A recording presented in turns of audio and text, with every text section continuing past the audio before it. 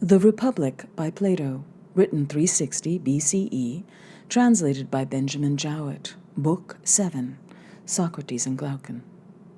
And now, I said, let me show in a figure how far our nature is enlightened or unenlightened. Behold, human beings living in an underground den, which has a mouth open towards the light and reaching all along the den. Here they have been from their childhood, and have their legs and necks chained so that they cannot move, and can only see before them, being prevented by the chains from turning round their heads. Above and behind them, a fire is blazing at a distance, and between the fire and the prisoners there is a raised way, and you will see if you look, a low wall built along the way, like the screen which marionette players have in front of them, over which they show the puppets. I see. And do you see, I said, men passing along the wall carrying all sorts of vessels and statues and figures of animals made of wood and stone and various materials which appear over the wall. Some of them are talking, others silent. You have shown me a strange image, and they are strange prisoners. Like ourselves, I replied, and they see only their own shadows or the shadows of one another, which the fire throws on the opposite wall of the cave. True, he said, but how could they see anything but the shadows if they were never allowed to move their heads? And of the objects which are being carried in like manner, they would only see the shadows? Yes, he said. And if they were able to converse with one another, would they not suppose that they were naming what was actually before them? Very true. And suppose further that the prison had an echo which came from the other side, would they not be sure to fancy, when one of the passers-by spoke, that the voice which they heard came from the passing shadow?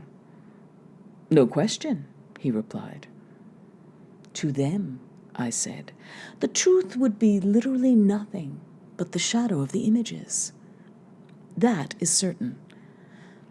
And now, look again, and see what will naturally flow if the prisoners are released and disabused of their error. At first, when any of them is liberated and compelled suddenly to stand up and turn his head round and walk and look towards the light, he will suffer sharp pains. The glare will distress him, and he will be unable to see the realities of which in his former state he had seen the shadows. And then, conceive someone saying to him that what he saw before was an illusion, and that now, when he is approaching nearer to being, and his eyes turn towards more real existence, he has a clearer vision. What will be his reply? And you may further imagine that his instructor is pointing to the objects as they pass and requiring him to name them. Will he not be perplexed? Will he not fancy that the shadows which he formerly saw are truer than the objects which are now shown to him? Far truer. And if he is compelled to look straight at the light, will he not have a pain in his eyes, which will make him turn away to take in the objects of vision which he can see, and which he will conceive to be in reality clearer than the things which are now being shown to him? True, he said. And suppose once more that he is reluctantly dragged up a steep and rugged ascent and held fast until he is forced into the presence of the sun itself. Is he not likely to be pained and irritated? When he approaches the light, his eyes will be dazzled, and he will not be able to see anything at all of what are now called realities. Not at all in one moment, he said. He will require to grow accustomed to the light of the upper world, and first he will see the shadows best, next the reflections of men and other objects in the water, and then the objects themselves. Then he will gaze upon the light of the moon and the stars and the spangled heaven, and he will see the sky and the stars by night better than the sun or the light of the sun by day. Certainly. Last of, he will be able to see the sun, not mere reflections of him in the water, but he will see him in his own proper place and not in another, and he will contemplate him as he is. Certainly. He will then proceed to argue that this is he who gives the season and the years, and is the guardian of all that is in the visible world, and in a certain way the cause of all things which he and his fellows have been accustomed to behold. Clearly, he said, he would first see the sun and then reason about the sun. And when he remembered his old habitation and the wisdom of the den and his fellow prisoners, do you not suppose that he would felicitate himself on the change and pity them? Certainly he would.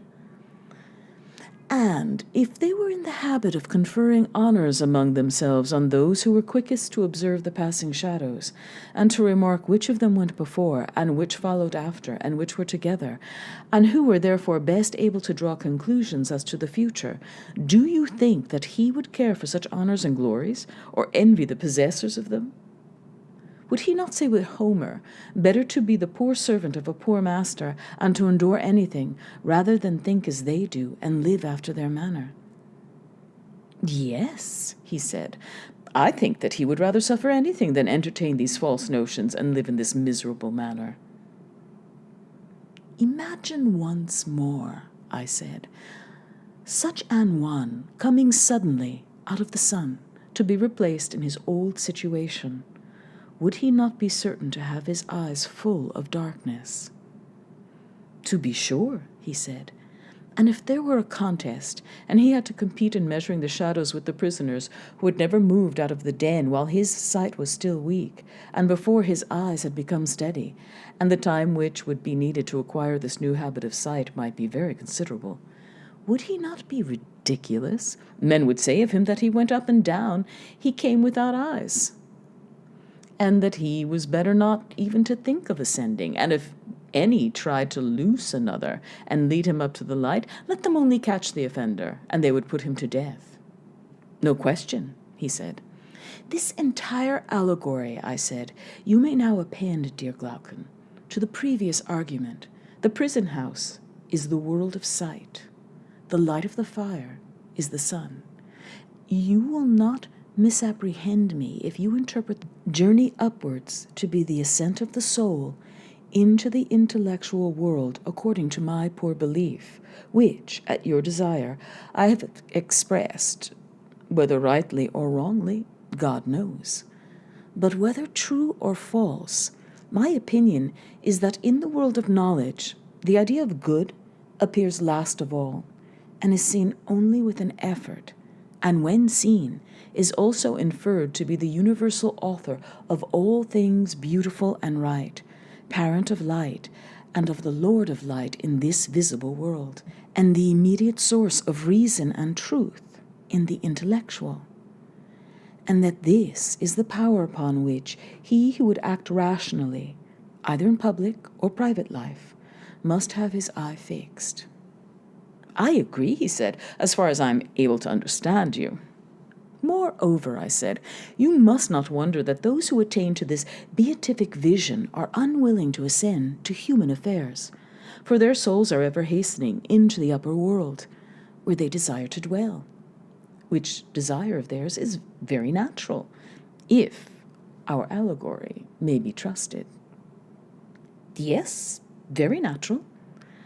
And is there anything surprising in one who passes from divine contemplations to the evil state of man, misbehaving himself in a ridiculous manner, if, while his eyes are blinking and before he has become accustomed to the surrounding darkness, he is compelled to fight in courts of law or in other places about the images or the shadows of images of justice, and is endeavoring to meet the conceptions of those who have never yet seen absolute justice?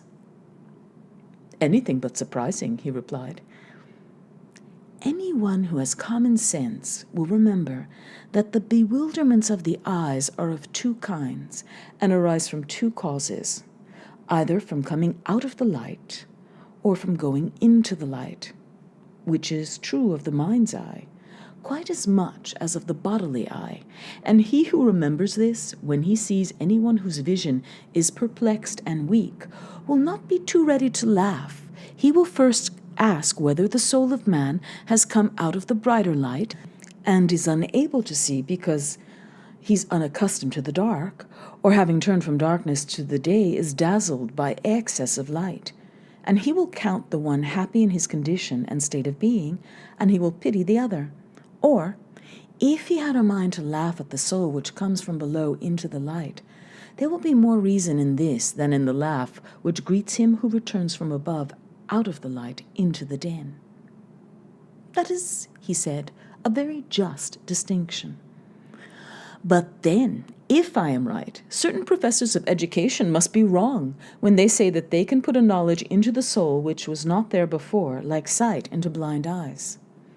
They undoubtedly say this, he replied, whereas our argument shows that the power and capacity of learning exists in the soul already, and that just as the eye was unable to turn from darkness to light without the whole body, so too the instrument of knowledge can only by the movement of the whole soul be turned from the world of becoming into that of being, and learn by degrees to endure the sight of being, and of the brightest and best of being, or in other words, of the good.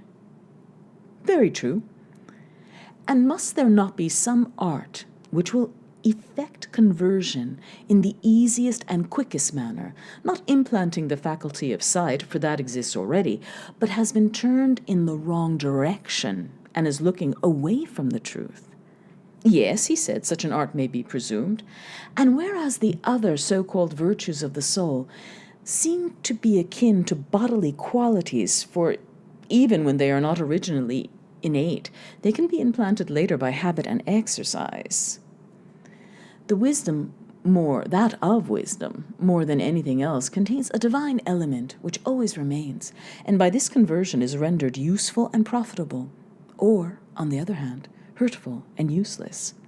Did you never observe the narrow intelligence flashing from the keen eye of a clever rogue? How eager he is, how clearly his paltry soul sees the way to his end. He is the reverse of the blind, but his keen eyesight is forced into the service of evil, and he is mischievous in proportion to his cleverness. Very true, he said. But what if there had been a circumcision of such natures in the days of their youth, and they had been severed from those sensual pleasures such as eating and drinking, which, like leaden weights, were attached to them at birth, and which drag them down and turn the vision of their souls upon the things that are below? If, I say, they have been released from these impediments and turn in the opposite direction, the very same faculty in them would have seen the truth as keenly as they see what their eyes are turned to now. Very likely.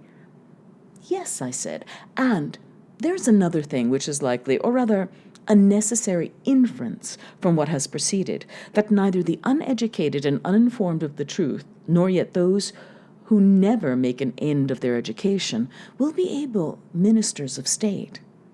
Not the former, because they have no single aim of duty which is the rule of all their actions, private as well as public, nor the latter, because they will not act at all except upon compulsion, fancying that they are already dwelling apart in the isles of the blessed. Very true, he replied. Then, I said, the business of us, who are the founders of the state, will be to compel the best minds to attain that knowledge which we have already shown to be the greatest of all. They must continue to ascend until they arrive at the good. But when they have ascended and seen enough, we must not allow them to do as they do now. What do you mean? I mean that they remain in the upper world, but this must not be allowed. They must be made to descend again among the prisoners in the den, and partake of their labors and honors, whether they are worth having or not. But is not this unjust, he said. Ought we to give them a worse life when they might have had a better? You have again forgotten, my friend, I said, the intention of the legislator, who did not aim at making any one class in the state happy above the rest. The happiness was to be in the whole state, and he held the citizens together by persuasion and necessity, making them benefactors of the state, and therefore benefactors of one another. To this end he created them, not to please themselves, but to be his instruments in binding up the state. True, he said, I had forgotten. Observe, Glaucon, that there will be no injustice in compelling our philosophers to have a care and providence of others. We shall explain to them that in other states men of their class are not obliged to share in the toils of politics, and this is reasonable, for they grow up at their own sweet will, and the government would rather not have them. Being self-taught, they cannot be expected to show any gratitude for a culture which they have never received. But we have brought you into the world to be rulers of the hive, kings of yourselves and of the other citizens, and have educated you far better and more perfectly than they have been educated, and you are better able to share in the double duty. Wherefore each of you, when his turn comes, must go down to the general underground abode, and get the habit of seeing in the dark. When you have acquired the habit, you will see 10,000 times better than the inhabitants of the den, and you will know what the several images are and what they represent, because you have seen the beautiful and just and good in their truth. And thus our state, which is also yours, will be a reality, and not a dream only, and will be administered in a spirit unlike that of other states, in which men fight with one another about shadows only, and are distracted in the struggle for power, which in their eyes is a great good. Whereas the truth is that the state in which the rulers are most reluctant to govern is always the best and most quietly governed, and the state in which they are most eager, the worst. Quite true, he replied. And will our pupils, when they hear this, refuse to take their turns at the toils of state, when they are allowed to spend the greater part of their time with one another in the heavenly light? Impossible, he answered, for they are just men, and the commands which we impose upon them are just. There can be no doubt that every one of them will take office as a stern necessity, and not after the fashion of our present rulers of state. Yes, my friend, I said, and there lies the point.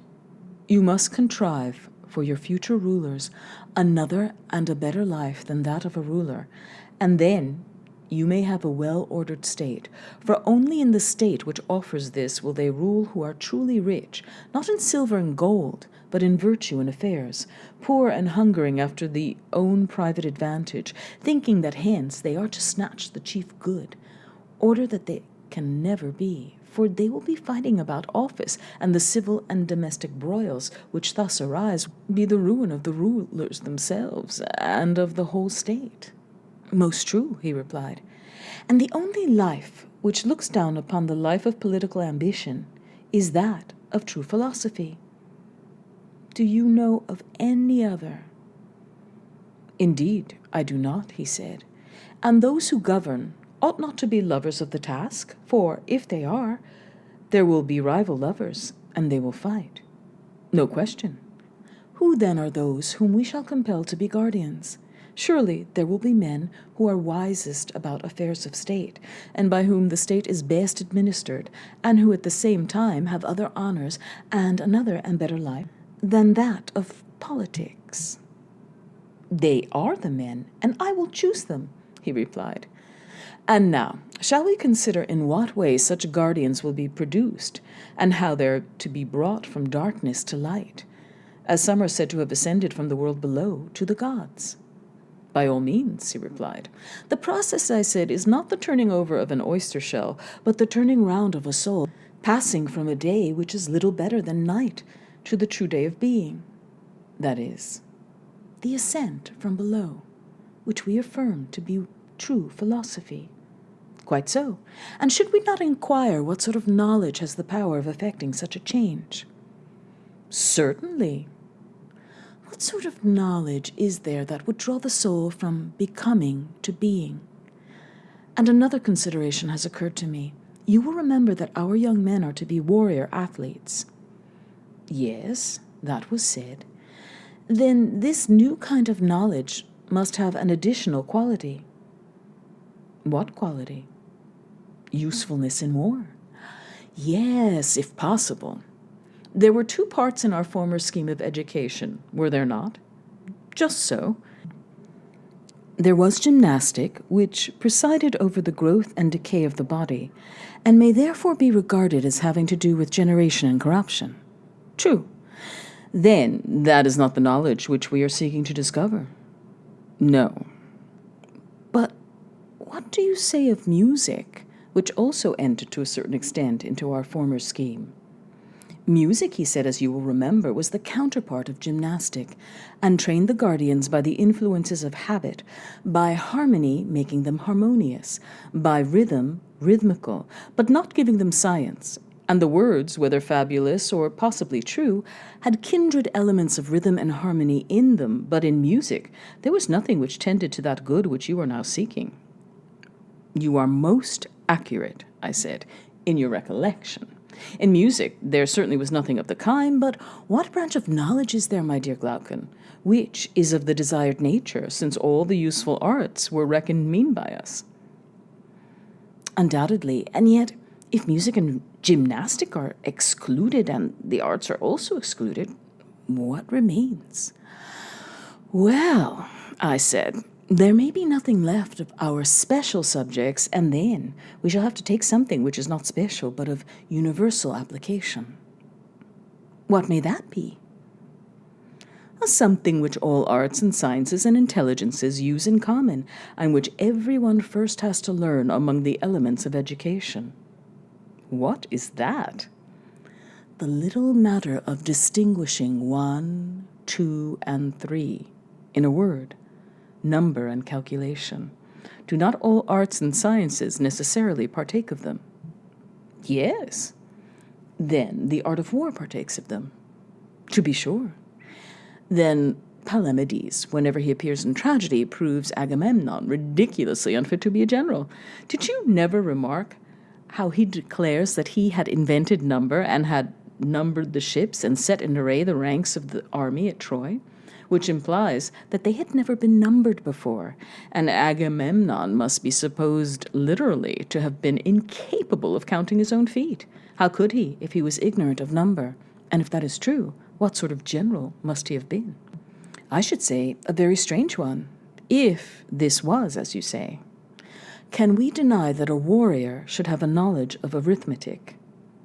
Certainly he should, if he is to have the smallest understanding of military tactics, or indeed, I should say, if he is to be a man at all.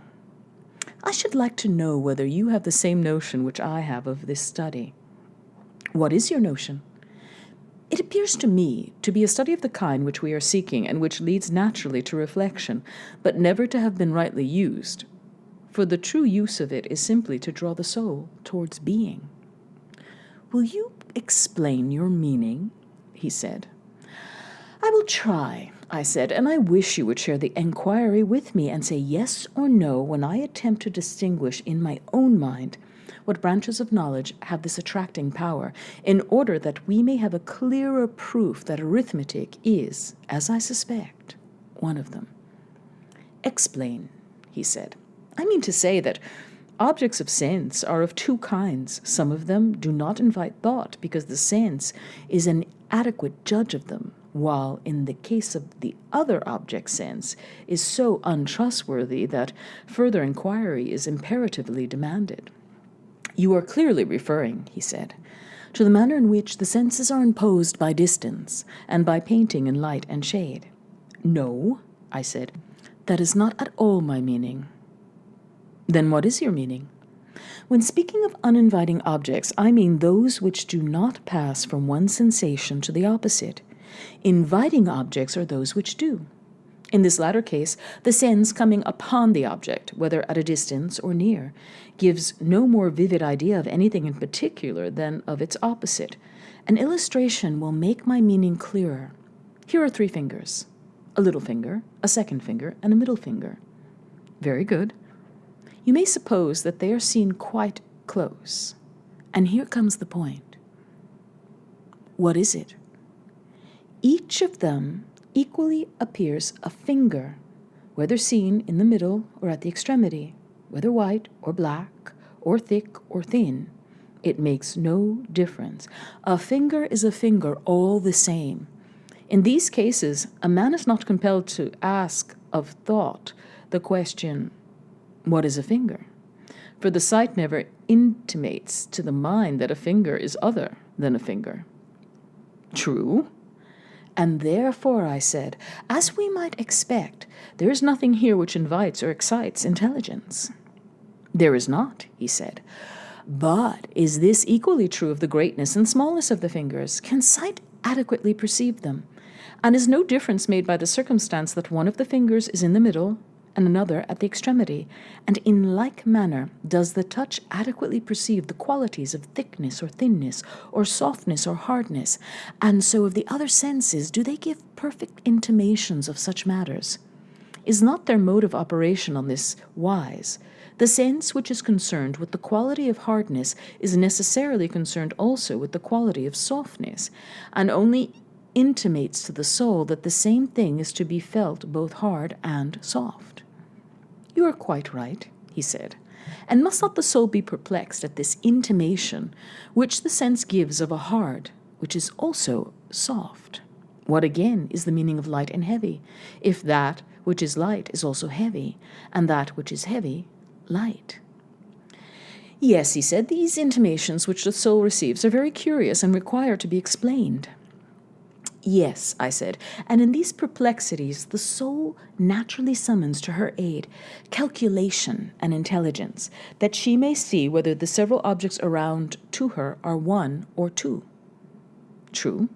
And if they turn out to be two, is not each of them one and different? Certainly. And if each is one and both are two, she will conceive the two as in a state of division, for if they were undivided, they could only be conceived of as one. True. The eye certainly did see both small and great, but only in a confused manner. They were not distinguished. Yes, whereas the thinking mind, intending to light up the chaos, was compelled to reverse the process and look at small and great as separate and not confused. Very true. Was not this the beginning of the inquiry, what is great and what is small? Exactly so. And thus arose the distinction of the visible and the intelligible. Most true. This was what I meant when I spoke of impressions which invited the intellect, or the reverse. Those which are simultaneous with opposite impressions invite thought. Those which are not simultaneous do not. I understand, he said, and agree with you. And to which class do unity and number belong? I do not know, he replied. Think a little, and you will see that what has preceded will supply the answer. For if simple unity could be adequately perceived by the sight or by any other sense, then, as we were saying in the case of the finger, there would be nothing to attract towards being. But when there is some contradiction always present, and one is the reverse of the other, and involves the conception of plurality, then thought begins to be aroused within us, and the soul, perplexed and wanting to arrive at a decision, asks, what is absolute unity? This is the way in which the study of the one has a power of drawing and converting the mind to the contemplation of true being. And surely, he said, this occurs notably in the case of one, for we see the same thing to be both one and infinite in multitude. Yes, I said, and this being true of one must be equally true of all number. Certainly, and all arithmetic and calculation have to do with number. Yes, and they appear to lead the mind towards truth. Yes, in a very remarkable manner. Then this is knowledge of the kind for which we are seeking, having a double use, military and philosophical. For the man of war must learn the art of number, or he will not know how to array his troops, and the philosopher also, because he has to rise out of the sea of change and lay hold of true being, and therefore he must be an arithmetician. That is true. And our guardian is both warrior and philosopher? Certainly. Then this is a kind of knowledge which legislation may fitly prescribe, and we must endeavor to persuade those who are prescribed to be the principal men of our state, to go and learn arithmetic, not as amateurs, but they must carry on the study until they see the nature of numbers with the mind only, nor again like merchants or retail traders with a view to buying or selling, but for the sake of their military use and of the soul herself, and because this will be the easiest way for her to pass from becoming to truth and being. That is excellent, he said. Yes, I said, and now, having spoken of it, I must add how charming the science is, and in how many ways it conduces to our desired end, if pursued in the spirit of a philosopher and not of a shopkeeper. How do you mean? I mean, as I was saying, that arithmetic has a very great and elevating effect, compelling the soul to reason about abstract number and rebelling against the introduction of visible or tangible objects into the argument. You know how steadily the masters of the art repel and ridicule anyone who attempts to divide absolute unity when he is calculating. And if you divide, they multiply, taking care that one shall continue one and not become lost in fractions. That is very true. Now, suppose a person were to say to them, "Oh, my friends, what are these wonderful numbers about which you are reasoning, in which, as you say, there is a unity such as you demand, and each unit is equal, invariable, indivisible?" What would they say? They would answer, as I should conceive, that they were speaking of those numbers which can only be realized in thought. Then you see that this knowledge may be truly necessary, necessitating, as it clearly does, the use of the pure intelligence in the attaining of pure truth. Yes, that is a marked characteristic of it. And have you further observed that those who have a natural talent for calculation are generally quick at every other kind of knowledge, and even the dull, if they have had an arithmetical training, although they may derive no other advantage from it, always become much quicker than they would otherwise have been? Very true, he said, and indeed you will not easily find a more difficult study, and not many as difficult. You will not, and for all these reasons arithmetic is a kind of knowledge in which the best natures should be trained, and which must not be given up. I agree. Let this then be made one of our subjects of education. And next, shall we inquire whether the kindred science also concerns us? You mean geometry? Exactly so.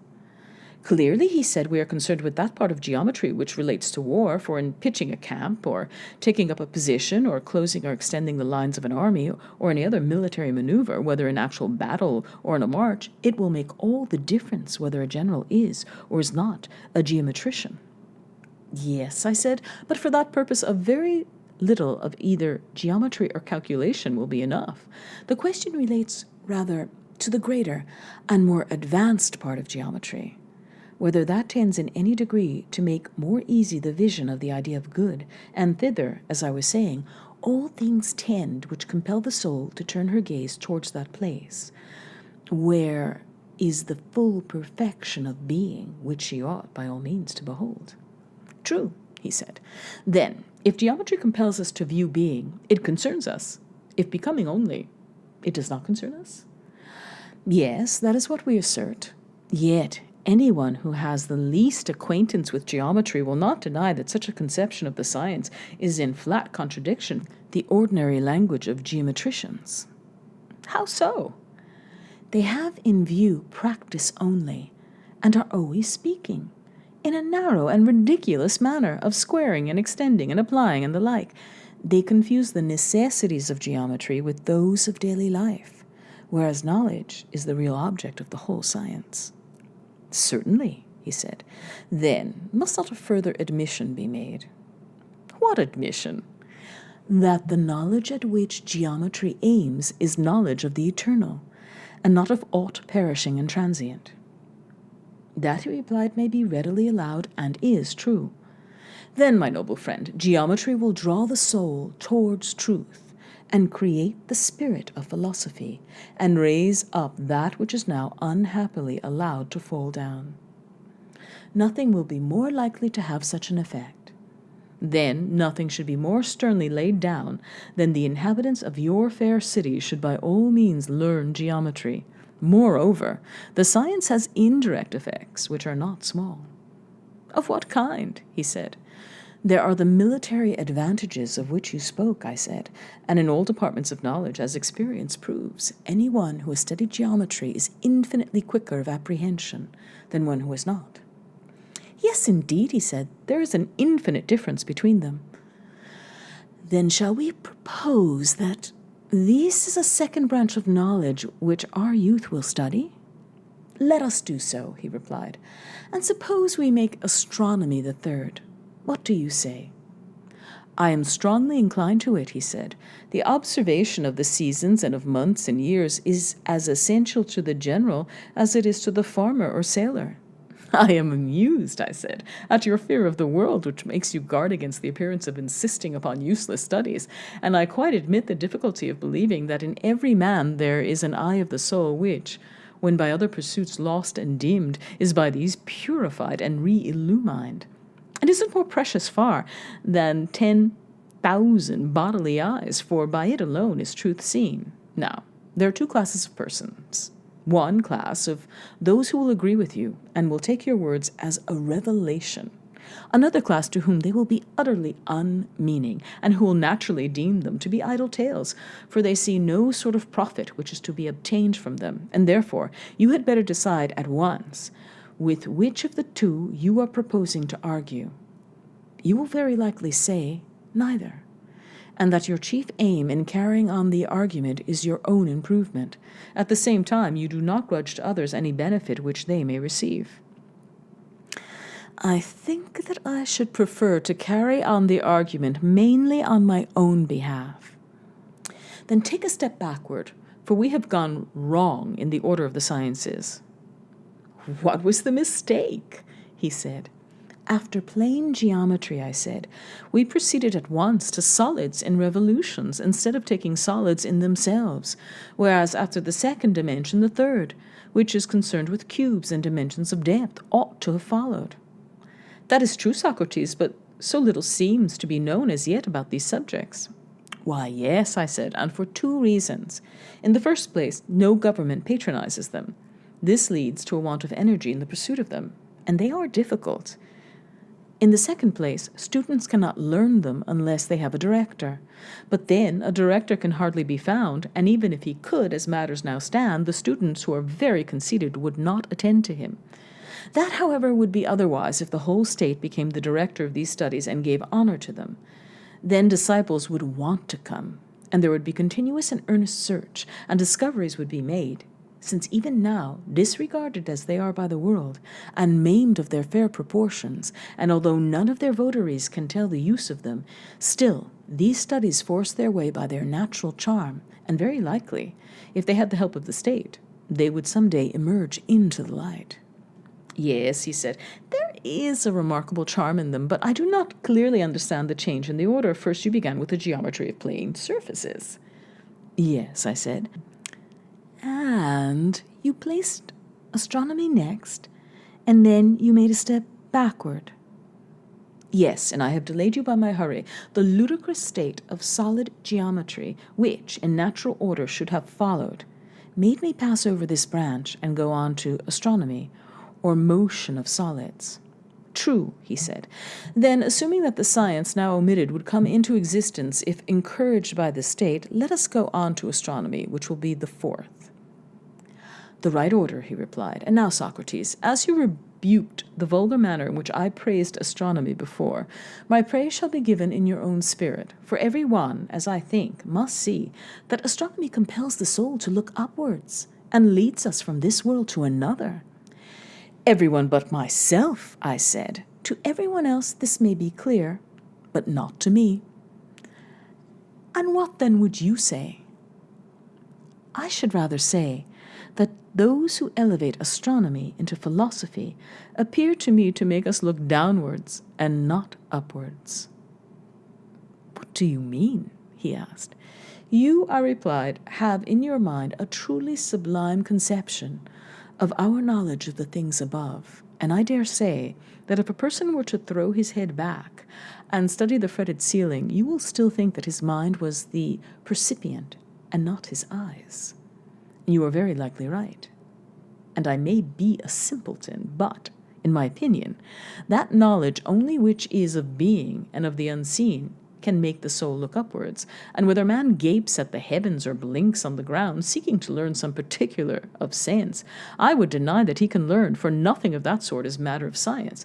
His soul is looking downwards, not upwards, whether his way to knowledge is by water or by land, whether he floats or only lies on his back. I acknowledge, he said, the justice of your rebuke. Still, I should like to ascertain how astronomy can be learned in any manner more conducive to that knowledge of which we are speaking. I will tell you, I said. The starry heaven which we behold is wrought upon a visible ground, and therefore, although the fairest and most perfect of visible things must necessarily be deemed inferior far to the true motions of absolute swiftness and absolute slowness, which are relative to each other, and carry with them that which is contained in them, in the true number, and in every true figure. Now, these are to be apprehended by reason and intelligence, not by sight. True, he replied, the spangled heaven should be used as a pattern, and with a view to that higher knowledge. Their beauty is like the beauty of figures or pictures excellently wrought by the hand of Daedalus, or some other great artist, which we may chance to behold. Any geometrician who saw them would appreciate the exquisiteness of their workmanship, but he would never dream of thinking that in them he could find the true equal, or the true double, or the truth of any other proportion. No, he replied, such an idea would be ridiculous. And will not a true astronomer have the same feeling when he looks at the movements of the stars? Will he not think that heaven and the things in heaven are framed by the Creator of them in the most perfect manner? But he will never imagine that the proportions of night and day, or of both to the month, or of the month to the year, or of the stars to these and to one another, and any other things that are material and visible, can also be eternal and subject to no deviation.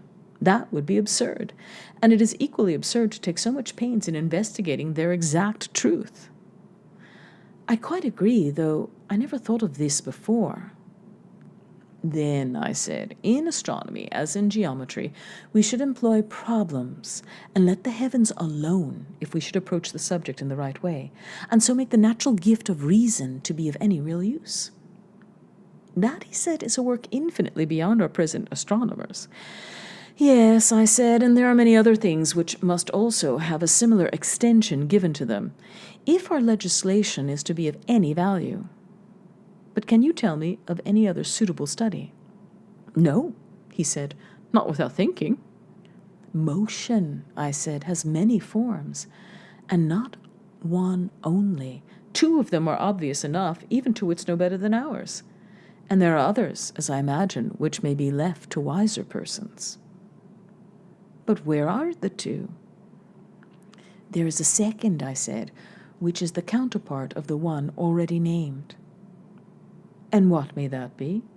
The second, I said, would seem relatively to the ears to be what the first is to the eyes, for I conceive that as the eyes are designed to look up at the stars, so are the ears to hear harmonious motions, and these are sister sciences, as the Pythagoreans say, and we, Glaucon, agree with them. Yes, he replied, but this, I said, is a laborious study, and therefore we had better go and learn of them, and they will tell us whether there are any other applications of these sciences. At the same time, we must not lose sight of our own higher object. What is that? There is a perfection which all knowledge ought to reach, and which our pupils ought also to attain, and not to fall short of. As I was saying that they did in astronomy, for in the science of harmony, as you probably know, the same thing happens. The teachers of harmony compare the sounds and consonances which are heard only, and their labor, like that of the astronomers, is in vain. Yes, by heaven, he said, and 'tis as good as a play to hear them talking about their condensed notes, as they call them. They put their ears close alongside of the strings, like persons catching a sound from their neighbor's wall. One said of them, declaring that they distinguish an intermediate note, and have found the least interval, which should be the unit of measurement. The others insisting that the 2 sounds have passed into the same, either party setting their ears before their understanding. You mean, I said, those gentlemen who tease and torture the strings and rack them on the pegs of the instrument. Might carry on the metaphor and speak after their manner of the blows, which the plectrum gives, and make accusations against the strings, both of backwardness and forwardness to sound. But this would be tedious, and therefore I will only say that these are not the men, and that I am referring to the Pythagoreans, of whom I was just now proposing to inquire about harmony. For they too are in error, like the astronomers. They investigate the numbers of the harmonies which are heard, but they never attain to problems. That is to say, they never reach the natural harmonies of number, or reflect why some numbers are harmonious and others not. That, he said, is a thing of far more than mortal knowledge. A thing, I replied, which I would rather call useful. That is, if sought after with a view to the beautiful and good, but if pursued in any other spirit, useless. Very true, he said. Now, when all these studies reach the point of intercommunion and connection with one another, and come to be considered in their mutual affinities, then, I think, not till then, will the pursuit of them have a value for our objects. Otherwise, there is no profit in them. I suspect so, but you are speaking, Socrates, of a vast work. What do you mean, I said, the prelude or what? Do you not know that all this is but the prelude to the actual strain which we have to learn? For you surely would not regard the skilled mathematician as a dialectician. Assuredly not, he said. I have hardly ever known a mathematician who is capable of reasoning. But do you imagine that men who are unable to give and take a reason will have the knowledge which we require of them? Neither can this be supposed. And so, Glaucon, I said, we have at last arrived at the Hymn of Dialectic. This is that strain which is of the intellect only, but which the faculty of sight will nevertheless be found to imitate. For sight, as you may remember, was imagined by us after a while to behold the real animals and stars, and last of all the sun himself, and so with dialectic. When a person starts on the discovery of the absolute by the light of reason only, and without any assistance of sense, and perseveres until by pure intelligence he arrives at the perception of the absolute good, he at last finds himself at the end of the intellectual world, as in the case of sight, at the end of the visible.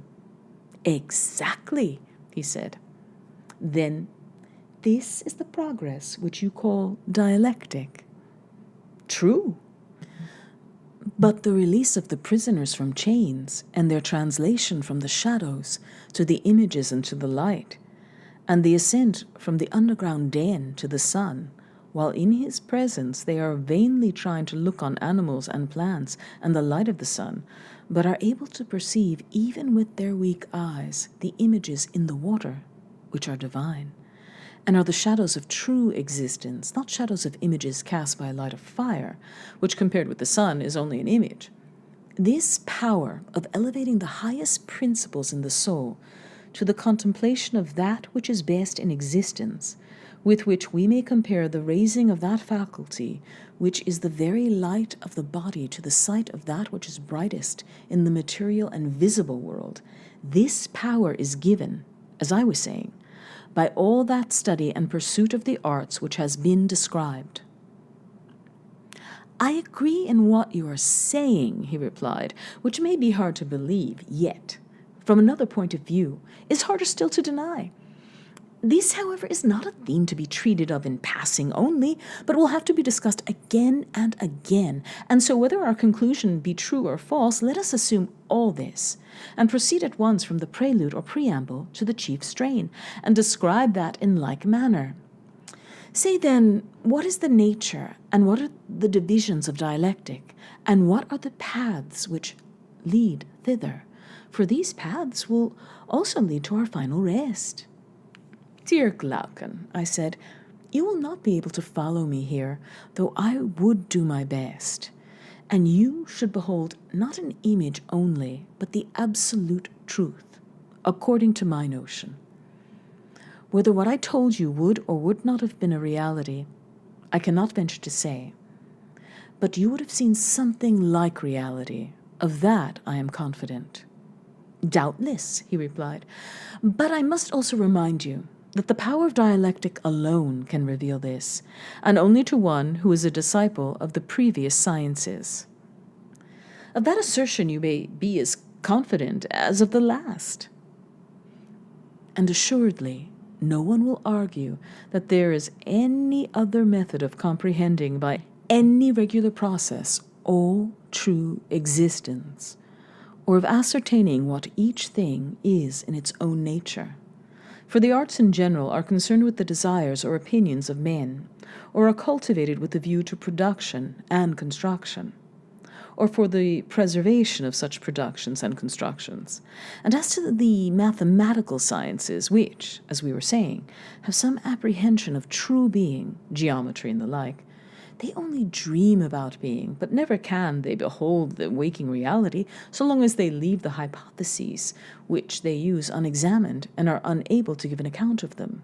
For when a man knows not his own first principle, and when the conclusion and intermediate steps are also constructed out of he knows not what, how can he imagine that such a fabric of convention can ever become science? Impossible, he said. Then dialectic, and dialectic alone, goes directly to the first principle, and is the only science which does away with hypotheses in order to make her ground secure. The eye of the soul, which is literally buried in an outlandish slough, is by her gentle aid lifted upwards, and she uses as handmaids and helpers in the work of conversion the sciences which we have been discussing. Custom terms them sciences, but they ought to have some other name, implying greater clearness than opinion and less clearness than science. And this, in our previous sketch, was called understanding. But why should we dispute about names when we have realities of such importance to consider? Why, indeed, he said, when any name will do which expresses the thought of the mind with clearness. At any rate, we are satisfied, as before, to have 4 divisions, 2 for intellect, and 2 for opinion, and to call the first division science, the second understanding, the third belief, and the fourth perception of shadows, opinion being concerned with becoming, and intellect with being, and so to make a proportion. As being is to becoming, so is pure intellect to opinion. And as intellect is to opinion, so is science to belief, and understanding to the perception of shadows. But let us defer the further correlation and subdivision of the subjects of opinion and of intellect, for it will be a long inquiry, many times longer than this has been. As far as I understand, he said, I agree. And do you also agree, I said, in describing the dialectician as one who attains a conception of the essence of each thing? And he who does not possess and is therefore unable to impart this conception, in whatever degree he fails, may in that degree also be said to fail in intelligence. Will you admit so much? Yes, he said. How can I deny it? And would you say the same of the conception of the good? Until the person is able to abstract and define rationally the idea of good, and unless he can run the gauntlet of all objections and is ready to disprove them, not by appeals to opinion, but to absolute truth, never faltering at any step of the argument, unless he can do all this, you would say that he knows neither the idea of good nor any other good. He apprehends only a shadow, if anything at all, which is given by opinion and not by science. Dreaming and slumbering in this life, before he is well awake here, he arrives at the world below and has his final quietus. In all that, I should most certainly agree with you, Socrates. And surely you would not have the children of your ideal state, whom you are nurturing and educating, if the ideal ever becomes a reality, you would not allow the future rulers to be like posts having no reason in them, and yet to be set in authority over the highest matters. Certainly not. Then you will make a law that they shall have such an education as will enable them to attain the greatest skill in asking and answering questions? Yes, he said, you and I together will make it. Dialectic, then, as you will agree, is the coping stone of the sciences, and is set over them. No other science can be placed higher. The nature of knowledge can go no further. I agree, he said, but to whom are we to assign these studies, and in what way they are to be assigned, are questions which remain to be considered. Yes, clearly. You remember, I said, how the rulers were chosen before. Certainly, he said, the same natures must still be chosen, and the preference again given to the surest and the bravest, and if possible, to the fairest. And having noble and generous tempers, they should also have the natural gifts which will facilitate their education. And what are these? Such gifts as keenness and ready powers of acquisition, for the mind more often faints from the severity of study than from the severity of gymnastics. The toil is more entirely the mind's own, and is not shared with the body. Very true, he replied. Further, he of whom we are in search should have a good memory, and be an unwearied, solid man who is a lover of labor in any line, or he will never be able to endure the great amount of bodily exercise and to go through all the intellectual discipline and study which we require of him. Certainly, he said, he must have natural gifts. The mistake at present is that those who study philosophy have no vocation, and this, as I was saying before, is the reason why she has fallen into disrepute. Her true sons should take her by the hand, and not bastards. What do you mean?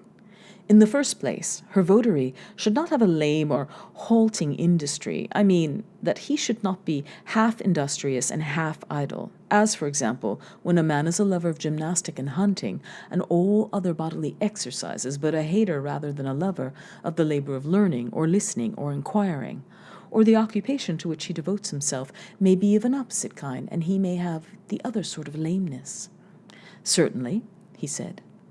And as to truth, I said, is not a soul equally to be deemed halt and lame, which hates voluntary falsehood, and is extremely indignant at herself and others when they tell lies, but is patient of involuntary falsehood, and does not mind wallowing like a swinish beast in the mire of ignorance, and has no shame at being detected? To be sure. And again, in respect of temperance, courage, magnificence, and every other virtue, should we not carefully distinguish between the true son and the bastard? For where there is no discernment of qualities, states and individuals unconsciously err, and the states make a ruler and the individual a friend of one who, being defective in some part of virtue, is in a figure lame or a bastard. That is very true, he said. And all things, then, will have to be carefully considered by us, and if only those whom we introduce to this vast system of education and training are sound in body and mind, justice herself will have nothing to say against us, and we shall be the saviors of the constitution and of the state. But if our pupils are men of another stamp, the reverse will happen, and we shall pour a still greater flood of ridicule on philosophy than she has had to endure at present. That would not be credible. Certainly not, I said, and yet, perhaps in thus jest into earnest, I am equally ridiculous. In what respect? I had forgotten, I said, that we were not serious and spoke with too much excitement, for when I saw philosophy so undeservedly trampled under foot of men, I could not help feeling a sort of indignation at the authors of her disgrace, and my anger made me too vehement. Indeed, I was listening, and I did not think so. But I, who am the speaker, felt that I was. And now, let me remind you that, although in our former selection we chose old men, we must not do so in this. Solon was under delusion when he said that a man when he grows old may learn many things, for he can no more learn much than he can run much. Youth is the time for any extraordinary toil. Of course. And therefore, calculation and geometry and all the other elements of instruction, which are a preparation for dialectic, should be presented to the mind in childhood, not, however, under any notion of forcing our system of education. Why not? because a free man ought not to be a slave in the acquisition of knowledge of any kind. Bodily exercise, when compulsory, does no harm to the body, but knowledge which is acquired under compulsion obtains no hold on the mind. Very true. Then, my good friend, I said, do not use compulsion, but let early education be a sort of amusement. You will then be able to find out the natural bent. That is a very rational notion, he said. Do you remember that the children, too, were to be taken to see the battle on horseback, and that if there were no danger, they were to be brought close up, and, like young hounds, have a taste of blood given them? Yes, I remember. The same practice may be followed, I said, in all things, labors, lessons, dangers, and he who is most at home in all of them ought to be enrolled in a select number. At what age? At the age when necessary gymnastics are over. The period, whether of 2 or 3 years, which passes in this sort of training is useless for any other purpose, for sleep and exercise are unpropitious to learning. And the trial of who is first in gymnastic exercises is one of the most important tests to which our youth are subjected. Certainly, he replied. After that time, those who are selected from the class of 20-year-olds will be promoted to higher honor, and the sciences, which they learned without any order in their early education, will now be brought together, and they will be able to see the natural relationship of them to one another and to true being. Yes, he said, that is the only kind of knowledge which takes lasting root. Yes, I said, and the capacity of such knowledge is the great criterion of dialectical talent. The comprehensive mind is always the dialectical. I agree with you, he said. These, I said, are the points which you must consider, and those who have most of this comprehension, and who are more steadfast in their learning and in their military and other appointed duties, when they have arrived at the age of 30, have to be chosen by you out of the select class and elevated to higher honor, and you will have to prove them by the help of dialectic in order to learn which of them is able to give up the use of sight and the other senses and in company with truth to attain absolute being. And here, my friend, great caution is required. Why great caution? Do you not remark, I said, how great is the evil which dialectic has introduced? What evil? He said. The students of the art are filled with lawlessness. Quite true, he said. Do you think that there's anything so very unnatural or inexcusable in their case, or will you make allowance for them? In what way make allowance? I want you, I said, by way of parallel, to imagine a supposititious son who was brought up in great wealth. He is one of a great and numerous family and has many flatterers. When he grows up to manhood, he learns that his alleged are not his real parents, but who the real are he is unable to discover. Can you guess how he will likely to behave towards his flatterers and his supposed parents? First of all, during the period when he is ignorant of the false relation, and then again when he knows? Or shall I guess for you? If you please. Then I should say that while he is ignorant of the truth, he will likely honor his mother and his father and his supposed relations more than the flatterers. He will be less inclined to neglect them when in need, or to do or say anything against them, and he will be less willing to disobey them in any important matter. He will. But when he has made the discovery, I should imagine that he would diminish his honor and regard for them, and would become more devoted to the flatterers. Their influence over him would greatly increase. He would now live after their ways and openly associate with them, and unless he were of an unusually good disposition, he would trouble himself no more about his supposed parents or other relations. Well, all that is very probable, but how is the image applicable to the disciples of philosophy?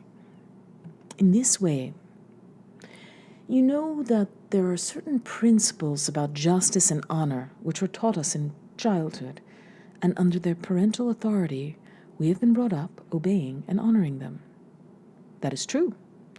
But there are also opposite maxims and habits of pleasure which flatter and attract the soul, but do not influence those of us who have any sense of right.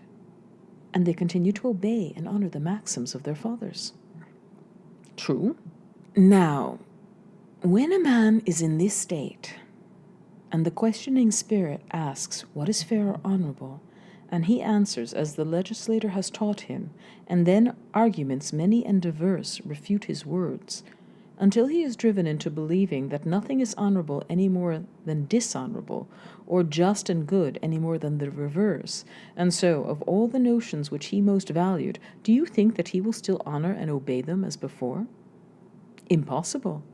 And when he ceases to think them honorable and natural as before, and he fails to discover the true, can he be expected to pursue any life other than that which flatters his desires? He cannot. And from being a keeper of the law, he is converted into a breaker of it.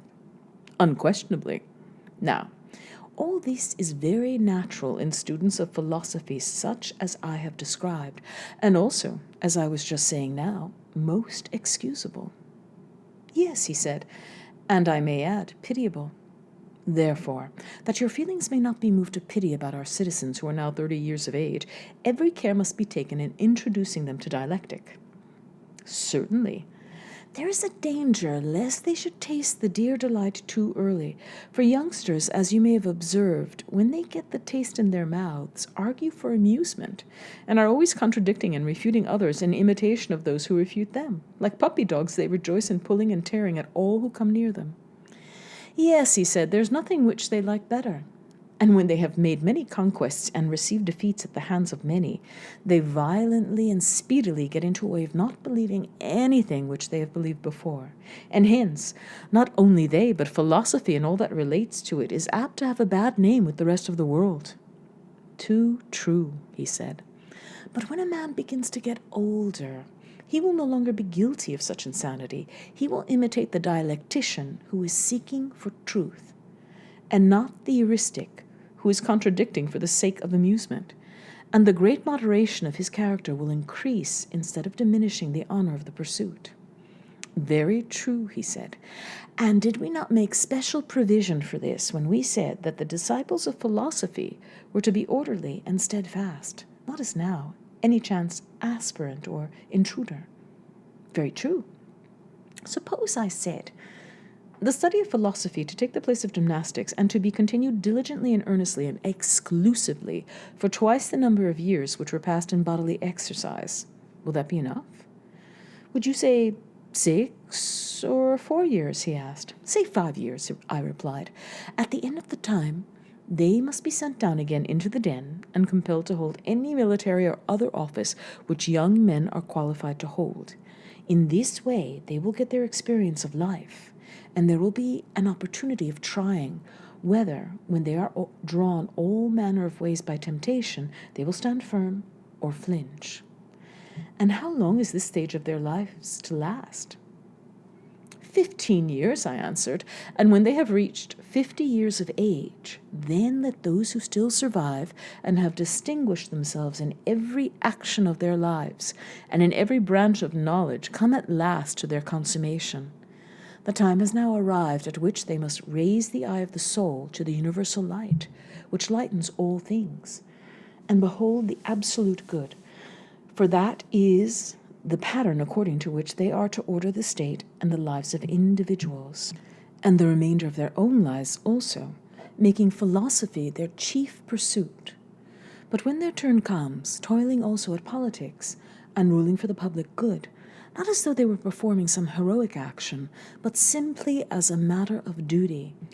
And when they have brought up in each generation others like themselves, and left them in their place to be governors of the state, then they will depart to the islands of the blessed and dwell there, and the city will give them public memorials and sacrifices and honor them, if the Pythian oracle consent, as demigods, but if not, as in any case blessed and divine. You are a sculptor, Socrates, and have made statues of our governors faultless in beauty. Yes, I said, Glaucon, and of our governesses too, for you must not suppose that what I have been saying applies to men only, and not to women, as far as their natures can go. There you are right, he said. since we have made them to share in all things like the men. Well, I said, and you would agree, would you not, that what has been said about the state and the government is not a mere dream, and although difficult, not impossible, but only possible in the way which has been supposed, that is to say, when the true philosopher kings are born in a state, one or more of them, despising the honors of this present world which they deem mean and worthless, esteeming above all things right, and the honor that springs from right, and regarding justice as the greatest and most necessary of all things, whose ministers they are, and whose principles will be exalted by them, when they set in order their own city. How will they proceed? They will begin by sending out into the country all the inhabitants of the city who are more than 10 years old, and will take possession of their children, who will be unaffected by the habits of their parents. These they will train in their own habits and laws, I mean in the laws which we have given them, and in this way the state and constitution of which we were speaking will soonest and most easily attain happiness, and the nation which has such a constitution will gain most. Yes, that will be the best way, and I think, Socrates, that you have very well described how, if ever, such a constitution might come into being. Enough, then, of the perfect state, and of the man who bears its image. There is no difficulty in seeing how we shall describe him. There is no difficulty, he replied, and I agree with you in thinking that nothing more need be said.